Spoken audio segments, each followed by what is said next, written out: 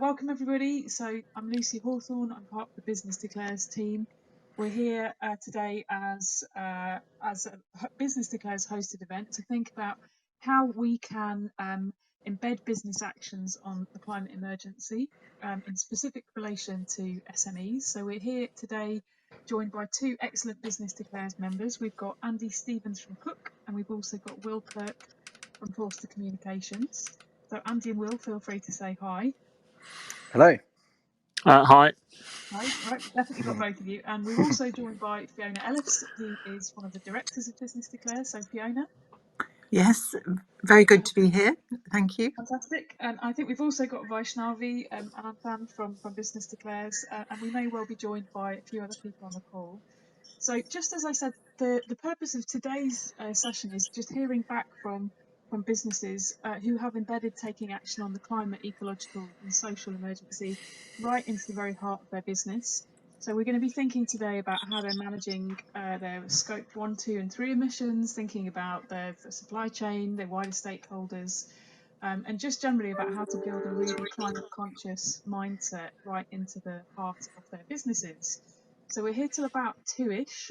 If you've got questions at any point, please do put them in the chat. What we'll do is we'll hear primarily from Andy, Will and Fiona for a while, and then we'll perhaps take some questions towards the end if there's some that haven't been answered. So perhaps the first thing to do is just to ask Andy and Will if you wouldn't mind just introducing yourselves and perhaps just give a brief rundown of what your business does. So I'll just take Andy first, please. Sure. Hi, everyone, and thanks for having me today. So my name is Andy Stevens, and my position at Cook is Head of Sustainable Food. So Cook are a producer and retailer of frozen food, and our founding statement is to make food using the same ingredients and techniques that a good cook would, so it looks and tastes homemade. We've been around for about 25 years now. We have nearly soon to be 4 kitchens, about 90 shops across the country. And we also sell in our freezers in over 800 sort of independent retailers around the country.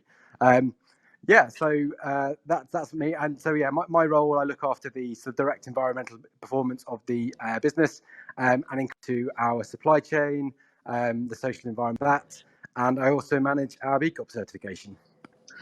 Amazing, thanks very much, Andy. And I can also vouch for the quality of Cook, with it being sitting in my freezer as well. Good to hear. Thanks very much. So that's Andy Stevens from Cook, and then Will Kirk from Forsters. Would you like to just say hi? Yep. Hi, my name's Will. I'm head of operations at Forster. We've been around for actually, I think that the exact same amount of time that Cook has. Whether that was done on purpose or not, I don't know. So we were started in '96. We were set up by Gilly Forster, who was marketing director at the Body Shop, and she wanted to kind of continue the work in an agency that they'd kind of started doing there. And our goals are to save and protect lives using the power of communication.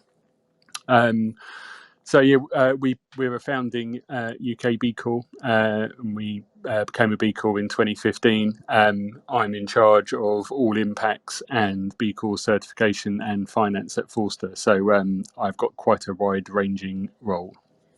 Amazing, and hopefully we'll get to hear about the different corners of your role. So Will and Andy, as I said, are both Business Declares members. It makes sense then, Fiona, if you could just briefly introduce what Business Declares is and what we do.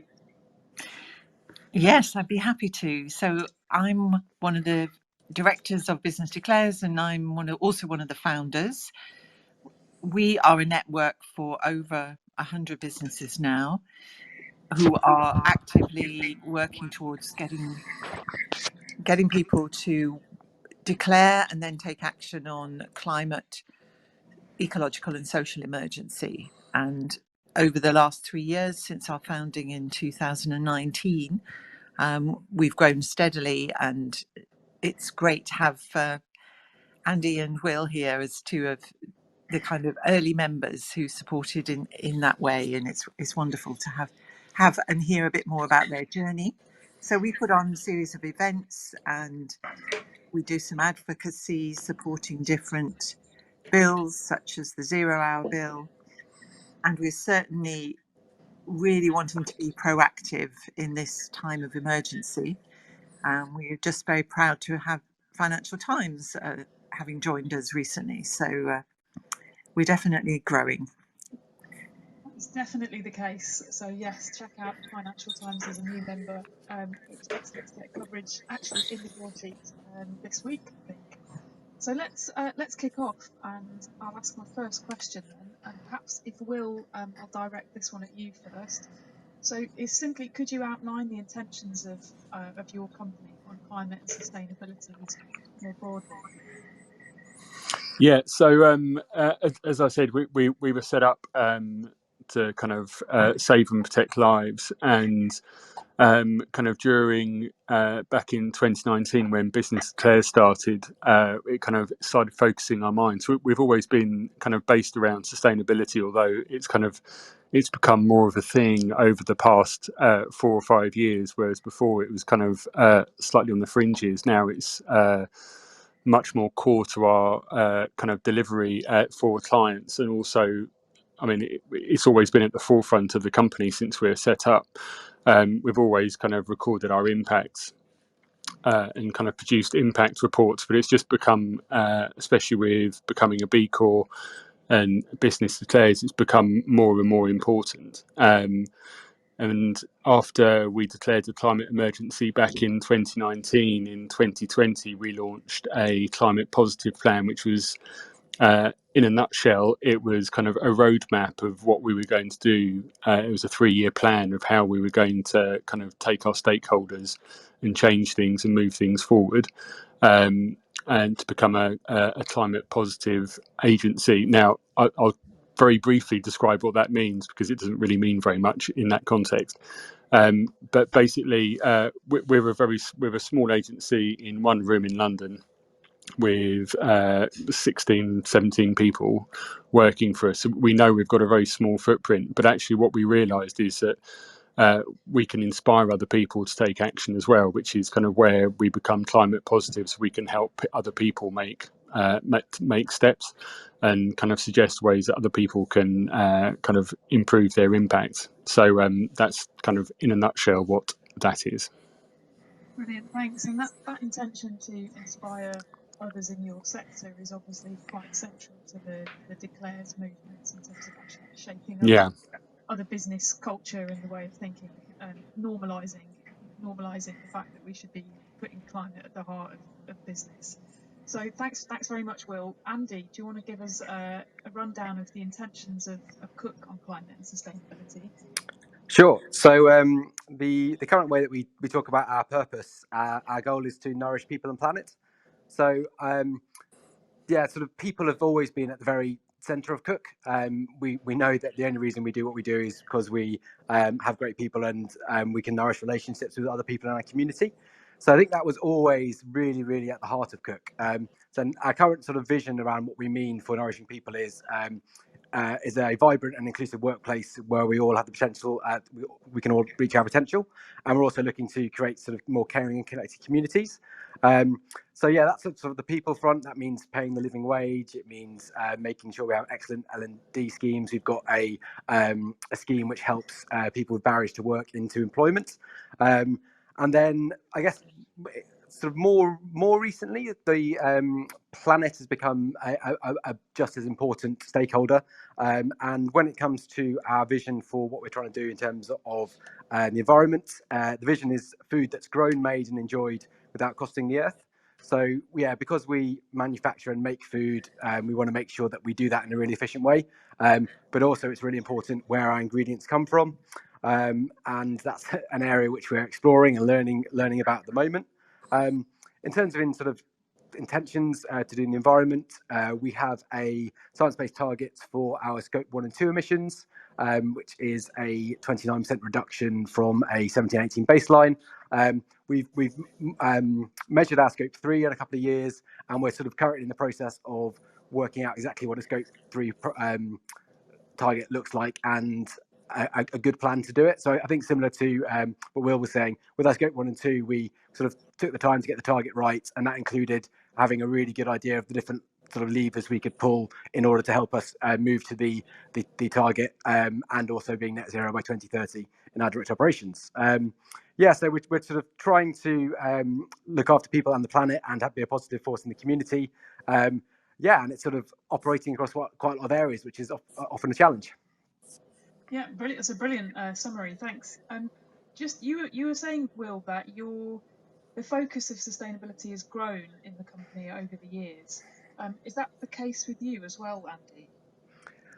I think the scope of what sustainability is growing rapidly.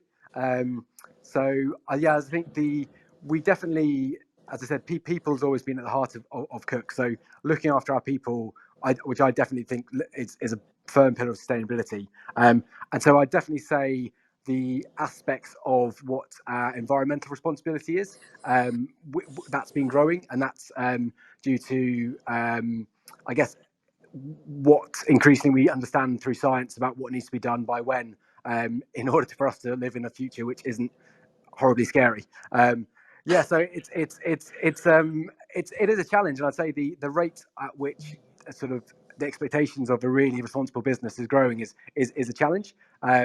But it's I know one that we're sort of looking to meet where we can. Fantastic. So let me ask a different question then, and perhaps we'll return to this theme about how you increase the centrality of climate into your business model, as I'm sure that will keep cropping up through the questions. But the first question is, what are the highlights? What are some of the highlights that you've experienced in embedding sustainability in your supply chain? So I'm going to ask Will that question.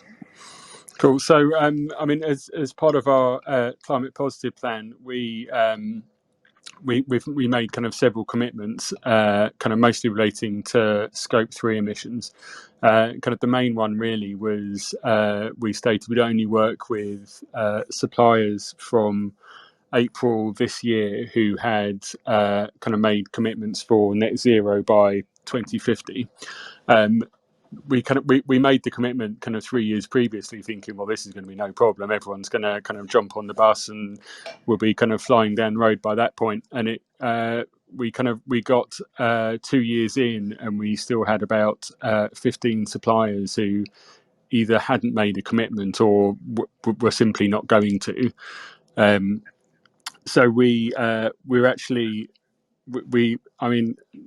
Full disclosure, we missed our targets by one supplier who we're currently we've just literally discovered yesterday they've been bought out by a bigger company who also don't have a net zero target in place. So we're replacing them. So kind of that's been the biggest kind of drive at the to date for our climate positive plan. We don't like to use the stick to kind of beat people with. We'd hope that people would want to come along on the journey with us, but you know what? Some people don't want to, and that's fine. You can't force people to kind of come to the water and drink. But however, you can stand by your commitments and kind of statements. And I think that's one of the great things about Forster. We made that commitment, and we're standing by it, and we've got rid of that supplier, or we're in the process of. By the end of next week, they will no longer be a supplier for Forster, because they simply aren't engaging kind of in the climate emergency. So that's been kind of the single biggest thing. Our next commitment, which is slightly more terrifying, is we've committed that our clients will also have to have made net zero targets. Now we're about 90% of the way there with our business clients. We work with progressive businesses and kind of across civil society, and civil society are definitely behind businesses when it comes to the climate emergency. So we've got some work to do there. Interesting that the difference between the sexes. So what's been your experience with engaging your supply chain, Andy? So I guess as has been a slightly different approach. So just to give you an idea of Cook's supply chain, we make a big range of different foods. So we've got, if you imagine going around a supermarket and you're a meat eater, then we'll sort of probably have a fairly similar basket. We'll buy lots of chicken, beef, lamb, quite a lot of dairy, potatoes. So yeah, we've got a huge number of ingredients, and we work with a large number of suppliers. And the reality is that we, some of those suppliers we work directly with, and they're at the production level, and they might be a fairly small scale, but we also work with really big suppliers. So yeah, the diversity of sort of operation within our supply chain is pretty big. So what we sort of kicked off with a while back, probably sort of 7 or 8 years ago now, was a code of conduct, which was sort of the first step, which was sort of really setting out clearly what we expected of suppliers in order for them to be working with us. The focus of that initially was definitely around more human rights, but there was areas to do with the environment as well. A couple of years ago, we sort of beefed up the environmental section a little bit to put more expectations that our suppliers will be monitoring their sort of most material environmental areas, so energy use, water use, things like that. We then sort of developed a sustainability and ethics questionnaire, which was a bit of a check against compliance against our code of conduct. So we rolled it out a couple of years ago, and sort of to get an idea of actually, so yes, our suppliers have signed up to the code of conduct, but that doesn't necessarily mean that they're doing every single point on that, which is a challenge. And yeah, we've sort of taken the learning from that questionnaire and sort of had conversations with our supply chain about what we can do at the moment to help them. So the other day we did a session with the Planet Mark, with some of our suppliers, which was really just focused on how do you measure your carbon footprint. So that was something that we found, is that whilst lots of our suppliers were doing really good, taking positive steps in terms of their environmental impact, then not necessarily everyone had the capacity or the know-how to be monitoring, measuring, reporting on their carbon footprint. So that's sort of something we're doing, and we definitely see that as an important bit, is trying to have conversations with our suppliers to understand where it is that we can help. And I guess what we're working on at the moment is a standard or set of standards which sort of communicates with our suppliers the direction of travel we want to go. And that is about carbon footprint, but it's also about biodiversity, soil health, and other sort of human rights issues as well. And I guess that will be probably more of a challenge rolling out. And the plan is that we would target a number of priority ingredients. So as I said, we buy lots and lots of different ingredients, but we're sort of trying to focus down to 20 odd of the ingredients which have the biggest impact and our biggest spend. And we'll be looking at sharing targets around people having carbon reduction targets in place, biodiversity action plans, things like that. So yeah, we're growing into it, I guess. It's a constant evolution as we try and sort of move at a good pace in the area. Yeah, sorry, Andy. Can I just ask, how do you, what kind of reply do you get on your questionnaire? Because we've got a supplier questionnaire too, which is, I mean, when I first started, probably about 50% of my working life seemed to be chasing people down to fill it out. I mean, how strict are you in getting it filled out before you kind of work with the supplier? We're fairly strict, and we get pretty good response rates. I think we're probably somewhere in the 90% at the moment. Right. And it's a real challenge, because when we sort of started the process of writing what that questionnaire could be, we could have included hundreds of questions. It could have been like the B Corp assessment. But it's sort of what we tried to make sure we did was we were only asking questions which we were going to really use the information, and sort of either that's information to take action or to really inform our thinking. So yeah, it's a probably only got like 10 or so questions in total, and sort of various multiple choice. So yeah, it's I know some people might look at it and say, well, that's not the most rigorous of questionnaires, but it's certainly moved us forward quite a long way in our understanding. And I think that is that sort of, because if we'd asked 30 more questions, we probably could have spent 3 times as long doing analysis. but then not actually made any actions off the last 66% of the questions. Yeah, and then yeah. and then there's kind of extra barriers in the way between actually getting on and doing the work that you want to be doing as well, isn't it? So yeah. And actually, Will, I've got a question. So because we haven't gone out formally and said we're going to be net zero in our scope 3, what conversations would you be having with Cook? How would you be trying to cajole us forward? That's a really good question. So, I mean, what we've been doing is generally meeting with suppliers and kind of just talking about where they are in the process. Because obviously, it's something that's kind of embedded in Forster. We've always measured our impacts, and we've always had kind of targets in place to kind of reduce our impacts. So, kind of the main things we do is kind of talk about where they are on that journey. And there's some really great resources, and the best place we've found to kind of signpost people to is the SME Climate Hub, which has got all. I mean, it's just got so many different kind of bits and pieces on there, from the B Corp playbook, kind of all the way through to kind of papers from Cambridge and Oxford University. I mean, there's almost too much information on it, but it's a really great place to start. But what we say to people really is, as long as kind of, it doesn't matter when you start, as long as you start now.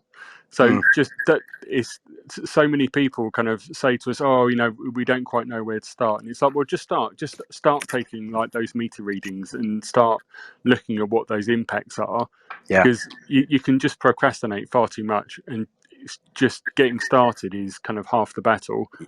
And it's a long battle, I'm not going to lie, but it's worth it in the end, and eventually everyone's going to have to be reporting against it, I think. So it's much better to get started sooner. That's sort of definitely similar stuff. Like the training session we had the other day, I was relaying Cook's journey, and it was only sort of 4 or 5 years ago that we did our first scope 1 and 2 footprint, and I had never done it. So the business had done it, I'd never done it, and it sort of felt big and scary. But it's sort of once you get started, it's not so bad, and it's absolutely fine to have a messy spreadsheet, is what I always say, because that effectively what it is, isn't it? Well, for me it was when we started out. I've got several messy spreadsheets. Yeah, I'm not going to lie. Hopefully there'll be some businesses listening in, and you're making them feel better about them. Yes, I really agree with that. I think it's wonderful, just telling it as it is, and the idea of just starting and really thinking about the power of influence you have on all these other businesses. I think Sam's asked a few questions in chat, but one of those was about how other buyers buy. So don't know if we want to bring any questions in at the moment, perhaps. Yeah, I was actually going to just draw on that one. So Sam asked about how do you coordinate with all the other buyers buying from your suppliers, so the much more expanded supply chain, particularly if they're quite very small or micro businesses. This all might feel a bit daunting. So I don't know if you've got anything to add on the buyers of your suppliers. That's something we haven't done actually, which is an interesting thing. I mean, there's always kind of that swell of movement, and actually, one of the things we've done over the past year is we, as part of our kind of measuring our scope 3s, we started looking at our banks, which I probably regretted doing as soon as I started doing it. But so we kind of use 3 main banks, and one of them, I mean, there's some great resources out there, like I forget the website, I think it's called banking.green or something, but it gives a breakdown of what kind of those banks kind of invest in, and kind of gives them a score. And one of our banks scored very, very badly. It's a high street bank. I'm not going to name names, but we are phasing them out. But as far as kind of bringing people along kind of with you and kind of talking to your suppliers as a group, we haven't done that. But actually, I think for bigger suppliers, that's probably the way forward, because some aren't going to change without kind of that swell of opinion against them. And in fact, our accountants, who do now have net zero targets in place, but when I'd asked them previously in their annual presentation, I'd asked them about it, and they said, "Oh well, we'd only do it if our clients asked us to." which probably says more about them than me. But it's I think if there is that groundswell, and if you are approaching your clients or suppliers, I think if you can do it in a group or with kind of like-minded people, it would help. But again, it's then knowing who else uses those suppliers or clients. So and sometimes that's the opposition. So is there anything you'd add to that, Andy? Yeah, we've to the best of my knowledge, we've not really spoken with other people purchasing from our suppliers at the moment. So I guess something to look into, but it's another group of people. I guess what we're trying to do is make it so our suppliers can learn from one another, and that sort of feels like a sensible way of going. And I guess if we were put in the room with the buyers of then we might be able to have some interesting conversations, but it's not a avenue we've explored yet. Okay, let me just scroll back slightly to where we were a couple of minutes ago. Sam asked a question about how do you incorporate the assessment of any negative impacts of your client work into your net positive calculations. So sorry, any net negative impacts of our client work? Yeah, so how do you incorporate the assessment of any negative impacts of your client work on your own calculations? I mean, we do look at that, but we haven't started fully measuring it yet. Partly because we've got such a range of clients. I mean, we do we report on our kind of what industries our clients work in. So if they work in kind of carbon heavy industries, like for instance, we have two automobile kind of manufacturers who have committed net zero and are kind of moving towards kind of EVs kind of 100%. So we look at it in the whole rather than measuring it in particular. But that will be kind of the next step post April 23. The next step will be then kind of trying to drill down kind of what exactly the client measurements need to be. Yeah, and it's good to hear from a practical point of view about how you are just phasing what your focus needs to be, rather than trying to expect yourselves to be able to do absolutely everything immediately. Yeah, I mean, we're a small team, which is basically me doing the impact. So, there's only so many hours in a day, and I've still got a day job. So it's you've got to be able to kind of manage both, and you can't kill yourself doing it. You've got to do it in a kind of a stage by stage basis, because otherwise, it's a big topic and there's a lot to cover. So doing it in a phased way is kind of the only real way you can do it. Yeah. Lucy, could I just interject for 1 second there? Sure. So, and Will, I really, I respect what you're doing, what you said, and also the fact that, it is a small agency. I guess for bigger professional services businesses, including agencies, accountants, and everybody else, I think that, we still seem to be at the stage where, as you said, people pretty much have clients in every sector, and they justify that by saying, yes, but, my auto client or my oil and gas client or whatever else has got a net zero target, or they've got a green bit of the business or something else. And I think that I'm not saying they shouldn't serve those clients necessarily, but I think they do have to have a way of determining whether that organization is moving in the right direction or not. So Yeah, no, and I completely agree. And we have an awful lot of discussions in the agency about greenwashing, because, because of who we are and the clients we've worked on, and, the statements and kind of commitments we make. It's critical that we don't work for people that are kind of involved in greenwash. So we've got a client selection policy which is really rigorous. So there are various kind of people we won't work with. We won't work with people in the oil industry. We won't work in arms, in pornography, in gambling, kind of drugs, whatever. There's a long list of people we won't work with. So kind of for clients we do work with, especially kind of the automobile clients, they have to demonstrate that they are making a change, and that they're working towards kind of, for want of a better term, kind of just transition, and that they are actually doing the things they say they're doing. And that's the critical thing, is not every company is going to be perfect, and we'd love to work with companies who are kind of whiter than white and doing the right thing every step of the way. But the reality is that lots of kind of corporates are making strides, but there's still a little way to go, and it's kind of helping them on that journey. Got it. Great response. Thank you. So a lot of what we've talked about so far is really about how do we incentivize our own business, people within our own business, but particularly our supply chains, to move further along. I'm interested in what's really helped you change culture in your organisations to really get that climate mindset right into the heart of what you're doing. And Fiona, do feel free to chip in if there's something that if there's any themes you've noticed from the wider Business Declares membership as well. So I'll put that to Andy first. Sure. I think targets. People like targets, it seems.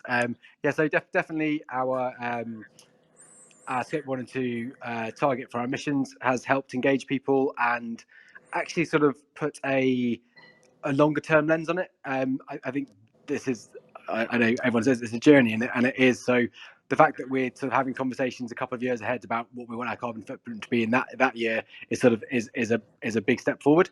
And the reality is that we need to sort of start budgeting for the sort of the changes that we are going to be making. So yeah, and also we've got something we call our Purpose Progress Action Plan. So that's 12 sort of sustainability targets across our Nourish People and Planet sort of agenda, which we used to engage people, show progress. Yeah, and I guess we just take the little and often approach when it comes to engaging people. We're sort of frequently talking about it. It's in our newsletters. The different events that we hold across the business. There's generally some purpose sort of activities integrated with that. Yeah, but it's definitely helps that our senior team are massively bought into this, and it's actually being a B Corp. It's in our business articles that we're in business to nourish people and planet as well. So yeah, that's sort of, I guess, the approach we're taking and what we found useful. So a lot of structure and targets, and kind of really making those commitments binding within your own model by the sounds of it. Just to add to that, so that's definitely the case. But what we've also found is that when you find someone who's got energy, let them go and do it. That's the reality. Is like, because if everyone just comes through the sustainability team and expects something to happen as a result of that, things take a long time. So yeah, it's also finding those people who are really engaged and want to go out and they've got an idea about what they want to do, and sort of allowing them to do that. That's definitely helped us push forward. Things like areas of food waste and waste management and things like that have been improved because individuals have just basically taken it upon themselves to say, okay, I want to move things forward in this area. Good. That's very encouraging to hear.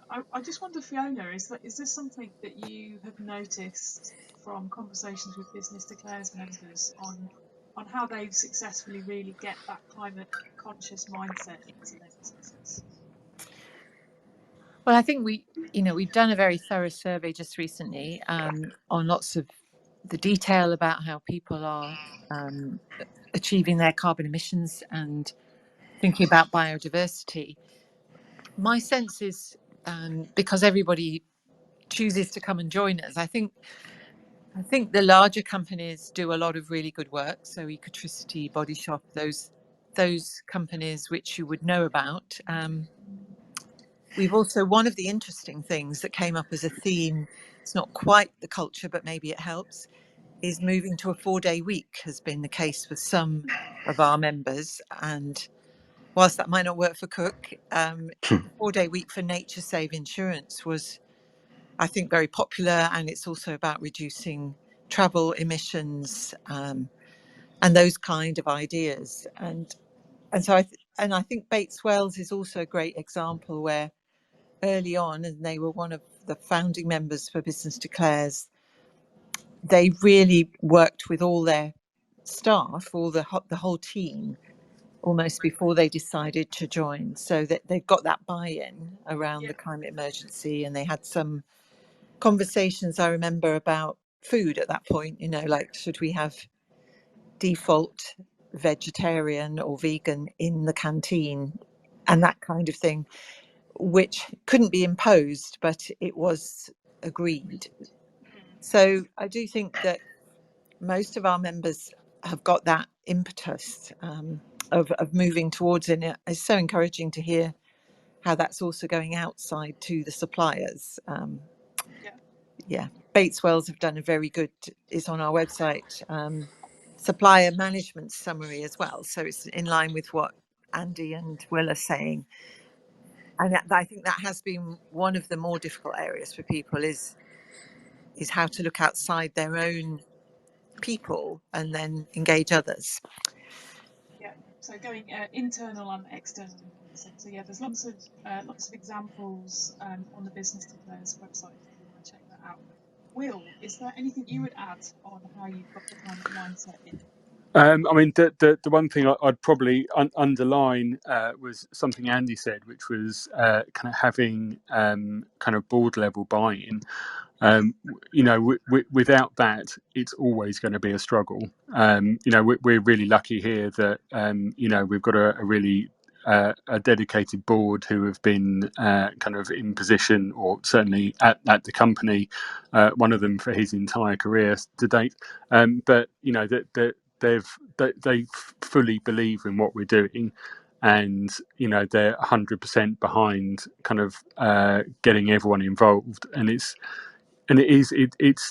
getting everyone involved. And we're lucky again at Forster. We people who work here tend to already kind of be involved and want to take things forward. And we offer we've got some great schemes where we offer 20 hours kind of volunteering time a year for people, which we get pretty much 100% kind of buy-in for. And there's lots of people out there kind of supporting local charities, but mostly kind of environmental charities, so kind of working on that.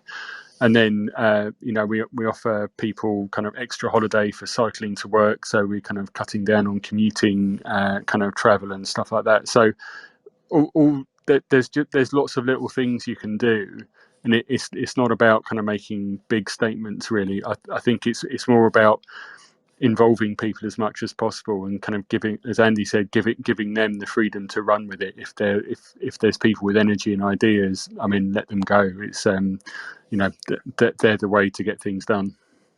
I'm really liking the combination of carrot and stick incentives that we've heard. So there's a question about B Corp from Sam. I'm going to come back to that in a minute, but I just want to note that we've talked quite a bit about internal buying, and we've talked a lot about suppliers within the wider supply chain. But the people we haven't mentioned are customers so far. This probably relates more to you, Andy. But I'm just wondering, where are your customers in all of this? Yes, so part of our scope 3 is our customers cooking our food at home. It's I can't remember the exact percentage, but it's somewhere around 10%. So it's a fairly sizable chunk of our scope 3. And yeah, we haven't gone out too much, to be honest, at the moment about exactly how our customers could reduce their carbon footprint. For example, if you defrosted our food overnight and then cooked it, the cooking time's less. But what we actually have found is that the cost of energies have had more people starting to think about that. So can I cook this in the microwave rather than the oven? So yeah, it's definitely an area which we need to think about exactly how we communicate it.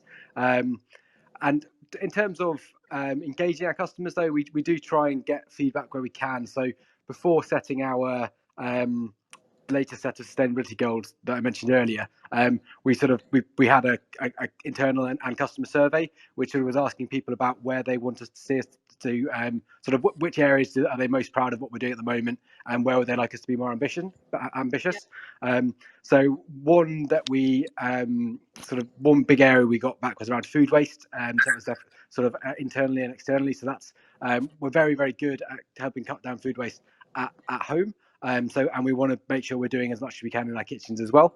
And also the sustainability of ingredients. It's such a rapidly sort of expanding area. So I guess we've done fantastic work with a group of great suppliers on having really, really good animal welfare. and then it's also how do we build in the other areas so people increasingly want to know about what is happening in terms of biodiversity and soil health in your supply chain. So yeah, that's sort of, we're trying to gather information, and I guess we need to think about the best way of communicating, because that's definitely a challenge for us, is that there's only a certain amount of attention that you get from your customers, and we sort of do a lot of work across a lot of different areas, and we're trying to sell food.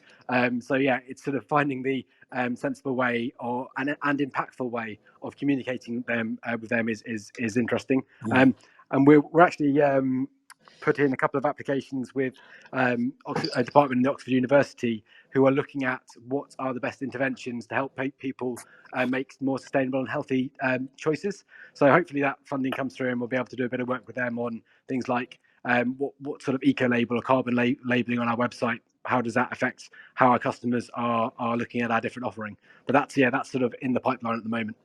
That's fascinating. It's really interesting to hear about that.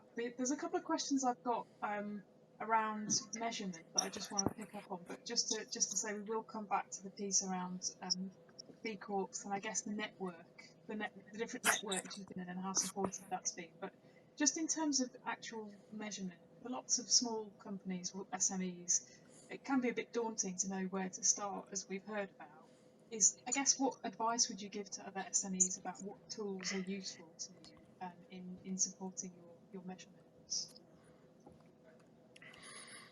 So I mean, we use there are some great online tools actually, which we currently use. Compare Your Footprint, which will kind of it prompts you with kind of ideas of what measurements you need to take. So, for instance, since pandemic, obviously, kind of business travel is suddenly a thing again, where it wasn't for 2 years, and we've got international clients who we need to go and see, or they're having kind of meetings in Singapore or whatever.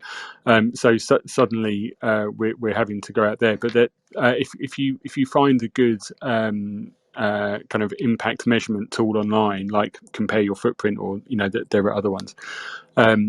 They're just really good places to start, because it prompts you what you need to do, and then you can kind of read through it. So you can record your electricity usage monthly and your gas usage monthly, and then your commuting time, and then your kind of the distance you're traveling on rail. So it's rather than trying to reinvent the wheel, I would use something that's existing, that's out there.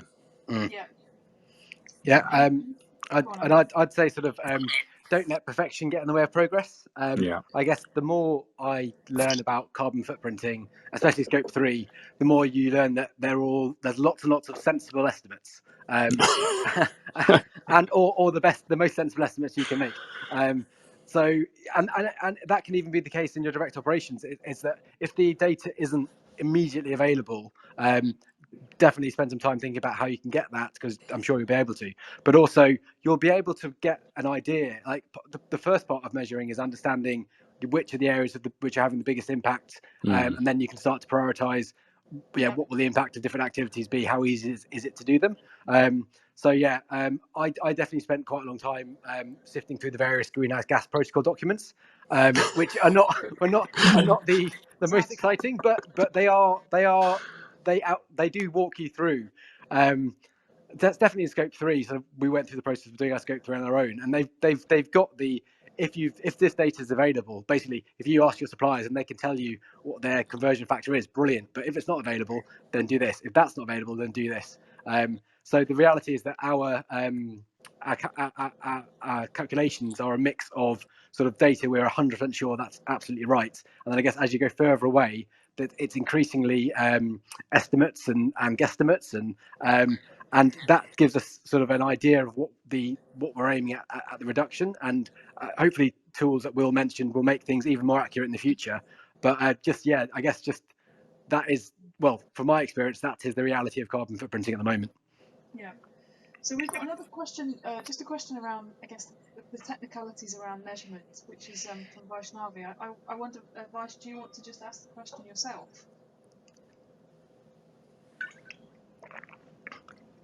Yes, sure. Thank you, Lucy. So my question was about So when vetting companies, for example, in terms of their ESG credentials, that's environmental, social, and governance, how do you determine what proportions of their work are dedicated towards environmental and social impacts compared to governance? Because a high ESG score, for example, could mean that there's more work on governance rather than environmental and social impact. So how would you determine that in your suppliers? I could have a go. So I guess I think what we are increasingly looking at is the new standard we're developing and sort of in the progress of.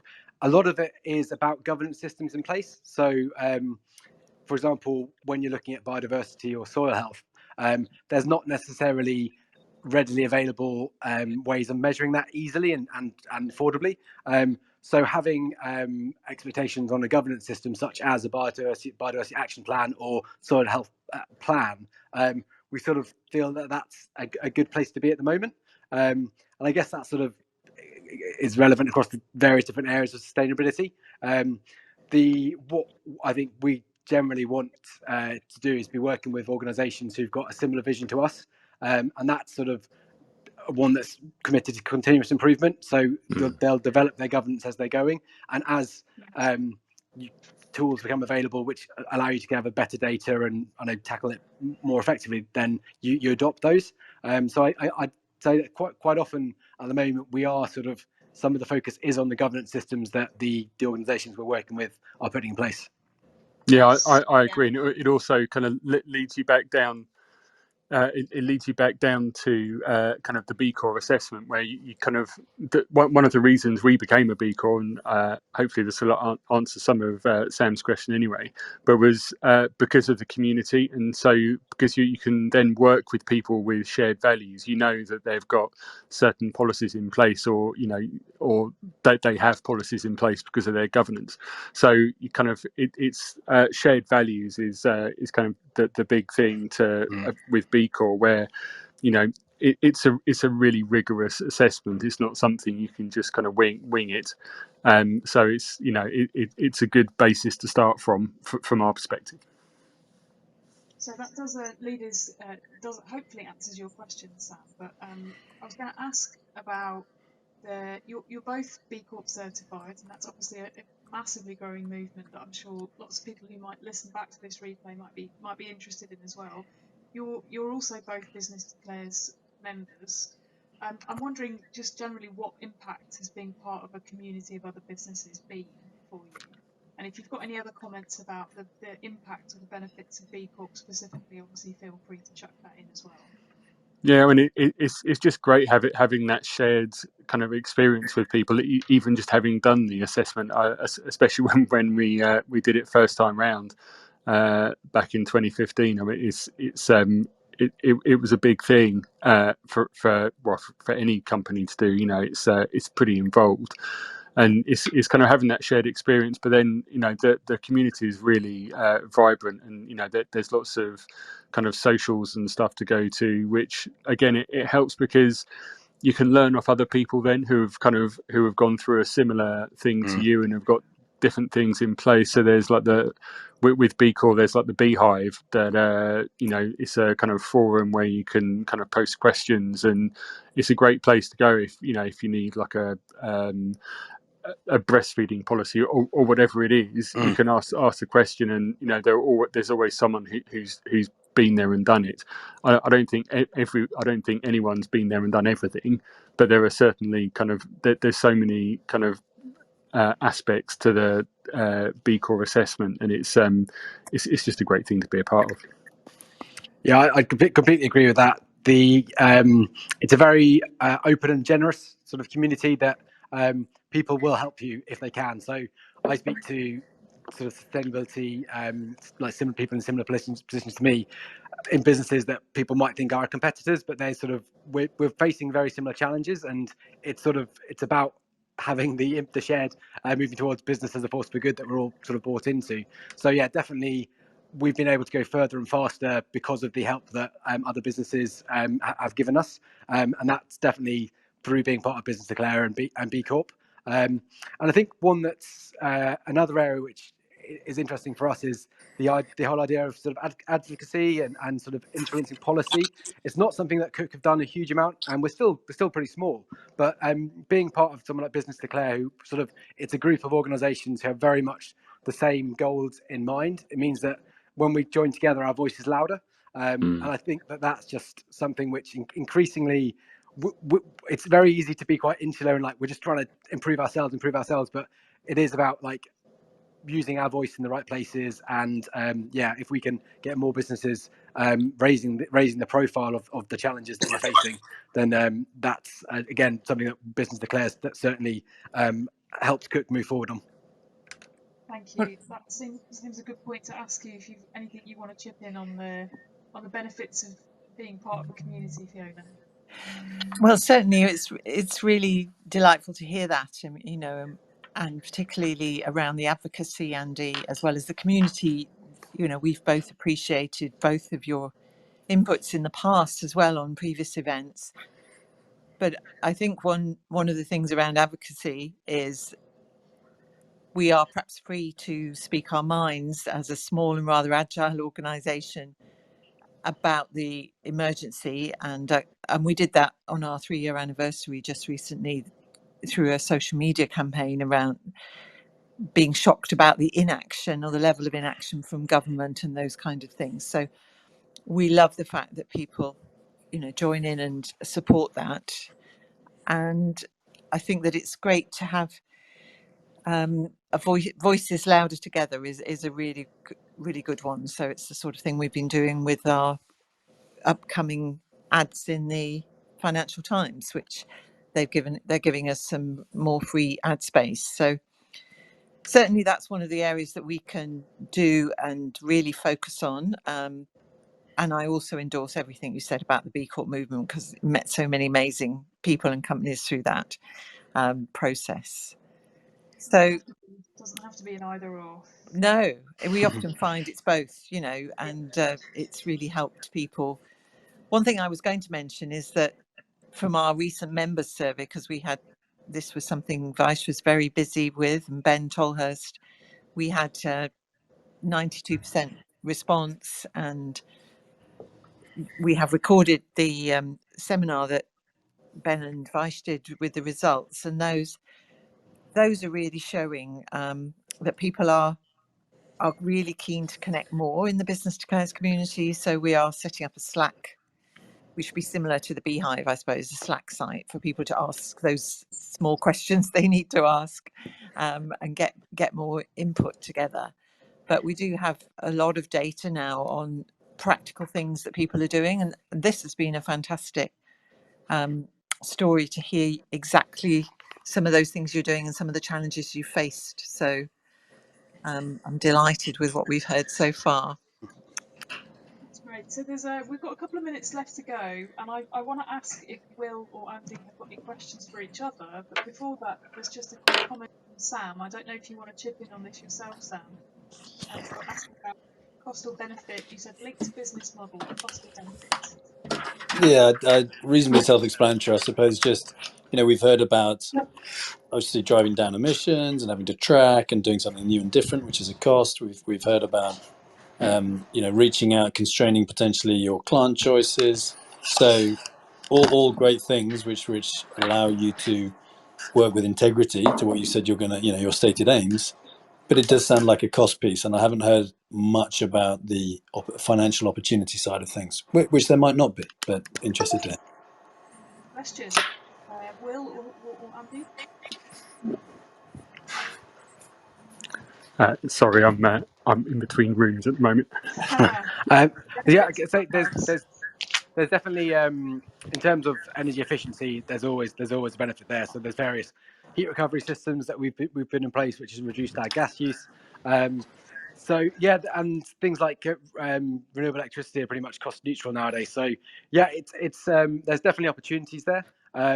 Certainly from a engagement with our own people, we know that our people really value the purpose of the business and our values, and the fact that we've sort of are working in this area means retention's easier, attracting talent's easier. So yeah, I think it's difficult sometimes to really sort of quantify the benefits of trying to be a sustainable business, because yes, there are costs associated. You can make savings here and there, but there's also lots of things you can't quite put a figure on, or a sort of on about what the benefits of going on this journey are.